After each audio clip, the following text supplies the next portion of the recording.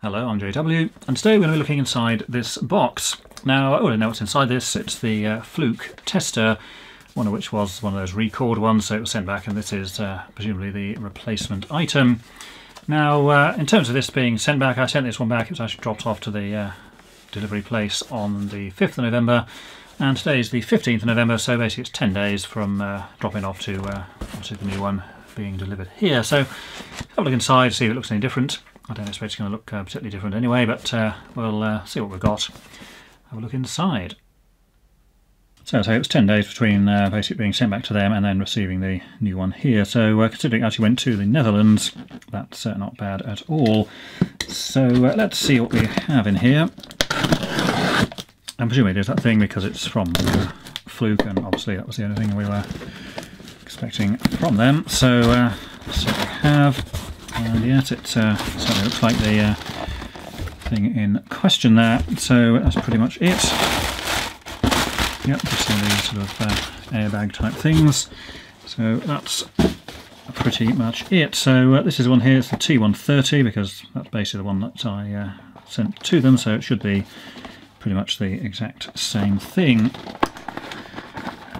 Now the flaw on these was apparently where the cables enter the actual housing. It was fracturing on some of them and giving intermittent readings, and of course that could lead to it showing that there was no voltage there, when of course there actually was, so that's a pretty severe fault. So if you have actually got one of these, or the other ones in the series, the 110, 130 or the 150, then details for the recall are in the description to this video, and there's also another video which I did a while ago when the recall was first announced. It does not apparently affect the T90, and it's only certain serial numbers between a certain period and another one, but from the range of the serial numbers it's a pretty large span of manufacturing there. So we've got then, so there's the thing itself, and of course the box there. Doesn't actually say the manufacturing date there, but the serial number of course is higher than the affected ones that were part of that. So again, it's doing pretty much the same. These are the covers there for the actual probes. It's also got the two screw-on adapters as well for other purposes. Instructions in probably thousands of different languages. And the thing itself. So it looks pretty much identical to the other one. Made in 2018, of course, because it's a brand new one. And bizarrely, if we just have a zoom in there, so see there it says made in UK, which is a bit weird considering this was shipped from the Netherlands. So anyway, made in 2018, so it's a brand new one, and obviously the serial number is above those which were on the affected ones there. And the back is again pretty much the same, just the ratings and specifications on the back there. So I've just got the protective film over the actual display window there, and on these the voltage is displayed here, but the point about these is that the indication of whether there's voltage or not is actually on the coloured LEDs here. This is just a secondary indication, so you're relying on these to indicate whether there's actually voltage present or not. It's just a convenience feature that it may tell you what the actual voltage is. Now what we've got here are the little accessory ends. There's two styles, the metal ones and the plastic ones. The plastic ones are designed to go over these because these are far too long for basically use in the UK, so those should just snap over like that. And then that's the base. It's called GS38. There's a particular guidance note from the Health and Safety Executive or whatever, but anyway, it's basically the amount of exposed end is supposed to be limited there, so hence what those are for there. Got the cap here which has got the thing where you can obviously store the end on it, and this piece here you can shove in the earth pin of a UK socket, so then you can gouge these into the outlet, but that of course it only works with some shonky type outlets there. And also we've got the pieces here which basically screw on to the top, and then you've got this big fat area of contact, which of course is far worse than the things we've got here. And of course those bits will then just shove it there for protecting the end whilst in there. And so you can actually screw these on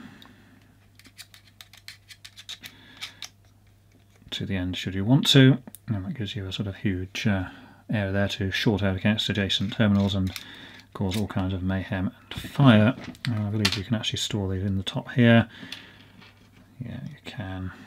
Just poke in there for storage purposes, but most of the time it's going to be the plastic ones, certainly for use in the UK.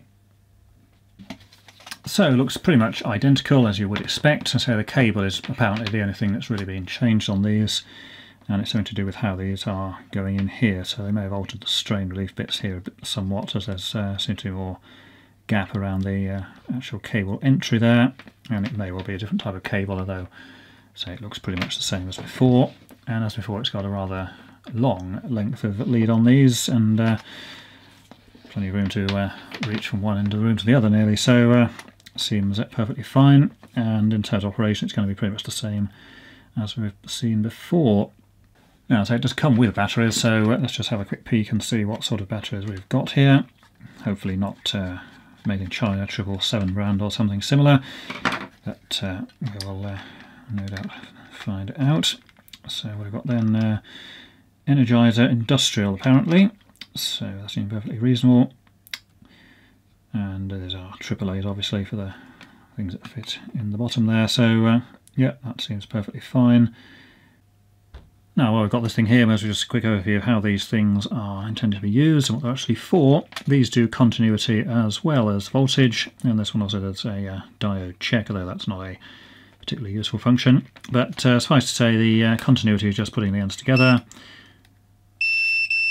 thusly, so the light comes on here and it also makes that beeping noise. The only minor note about these is they've changed the beeper to an intermittent one, whereas on the older ones it was a continuous beep, but fairly minor situation there. It also has a self-test thing, so you can test that all the indicators and lamps are working, and you basically hold it together for 3 seconds, and when you take it apart they will switch on. Now, because of the noise, we're just going to hold this, which would turn off the beeper. So basically it's put the tips together for at least 3 seconds after the continuity thing comes on there, and then if we undo that, then they will all light up to obviously confirm that the things are in fact working. Has a light in the end, which is going to turn on there, and so it just basically illuminates the thing you're probing onto. So again, fairly obvious.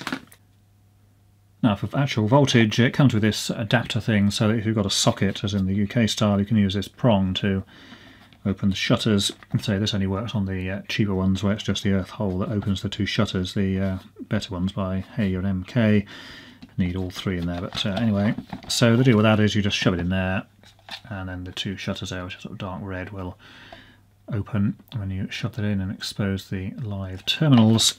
And if you just probe this with one of them, then you'll see that the voltage thing at the top will illuminate where it says AC, even though there's actually no other connection. So even if the other probe isn't actually connected, it will still warn you that there is likely to be voltage present.